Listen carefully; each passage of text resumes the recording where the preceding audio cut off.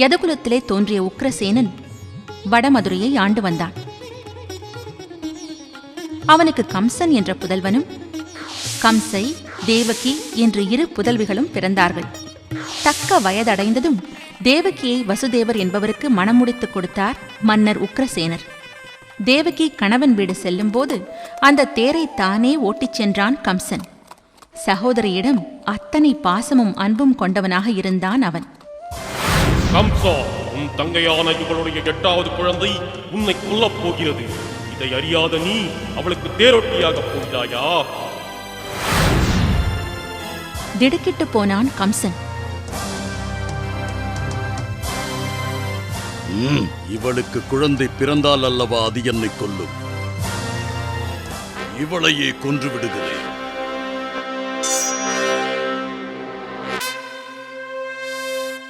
மைத்துனரே, இவளோ பெண், அதிலும் மணக்கோலத்தில் இருப்பவள். இவளை கொல்வது வீரராகிய உமக்கு பொருந்துமா? இவளால் உங்களுக்கு ஆபத்து என்று அசரீரி கூறவில்லை. இவளுக்கு பிறக்கும் குழந்தையினால்தானே ஆபத்து. இவளுக்கு பிறக்கும் குழந்தைகளை உம்மிடம் கொண்டு வந்து கொடுத்து விடுகிறேன். இவளை கொல்ல வேண்டாம். 1 வருடத்தில் அவர்களுக்கு ஒரு குழந்தை பிறந்தது. வார்த்தை தவறாத வசுதேவர் உடனே குழந்தையை கொண்டு போய் கம்சனிடம் கொடுத்தார். உமது 8வது குழந்தையினால் தானே எனக்கு மரணம் ஏற்படும். இந்த குழந்தையினால் ஆபத்தில்லை. இந்த குழந்தையை நீர் எடுத்துப் போகலாம். நாராயண், நாராயண். வணக்கம் நாரதரே, வாருங்கள். என்ன திடீர் விஜயம்? உன்னை சந்தித்து வெகு நாளாகிவிட்டது. சில விஷயங்களை உனக்கு சொல்லிவிட்டு போக வந்தேன். வாருங்கள், அமருங்கள்.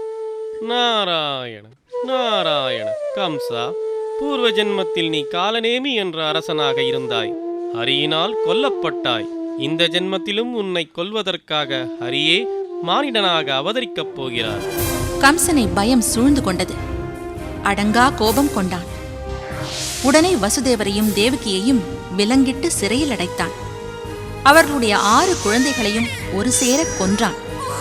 மகனுடைய கொடும் செயல்களை தடுக்க முயன்றார் மன்னர் உக்கிரசேனர்.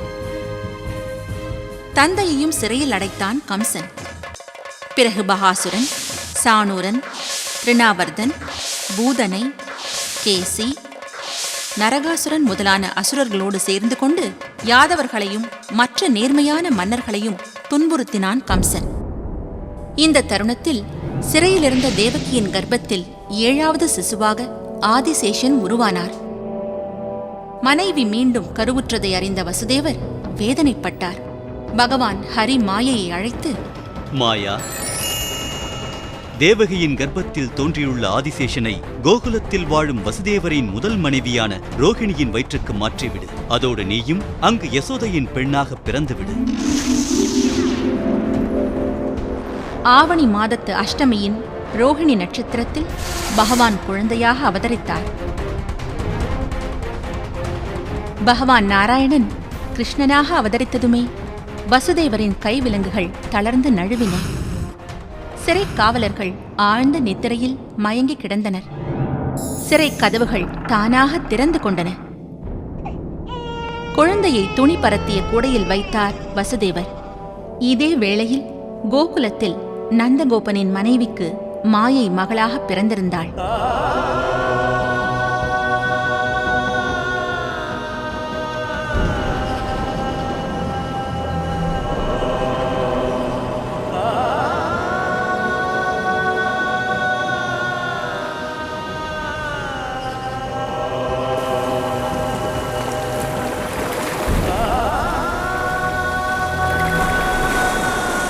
கோகுலத்தில் ஆயர்பாடியில் நந்தகோபனும் கோபாலர்களும் நினைவற்று உறங்கிக் கொண்டிருந்தனர்.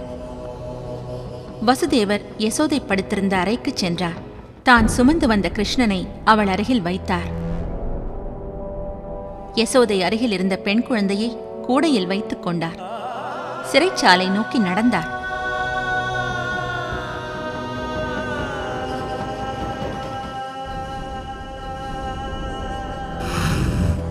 தேவகியின் அருகில் விடப்பட்ட குழந்தை வீறிட்டு அழுதது. வீறிட்டு அழுத குழந்தையின் குரலினால் மாயை விலக சிறைக்காவலர்கள் தூக்கம் கலைந்து துள்ளி எழுந்தனர். அவசர செய்தி மன்னா, சிறையில் 8வது குழந்தை பிறந்துள்ளது. என்னது? 8வது குழந்தையா? இதோ வருகிறேன். அண்ணா, இது பெண் குழந்தை. கவலை வேண்டாம். இதனால் உங்களுக்கு அபாயம் இருக்காது. இதையாவது வளர்க்க உயிர் பிச்சை கொடுங்கள். என்னை கொல்ல வந்த சிசு ஆண் என்ன பெண் என்ன? குழந்தையின் கால்களை பிடித்து தூக்கி ஆகாயத்திலே வீசினான். கம்சனின் தோளிலே ஒரு உதை உதைத்துக் கொண்டு ஆகாயத்தில் உயர்ந்தது. கம்சா, மதியற்றவனே, என்னை நீ கொல்வதனால் பயனில்லை. உன்னை கொல்லப் போகும் எதிரி பிறந்தாகிவிட்டது. வேறு இடத்தில் வளர்ந்து கொண்டிருக்கிறான்.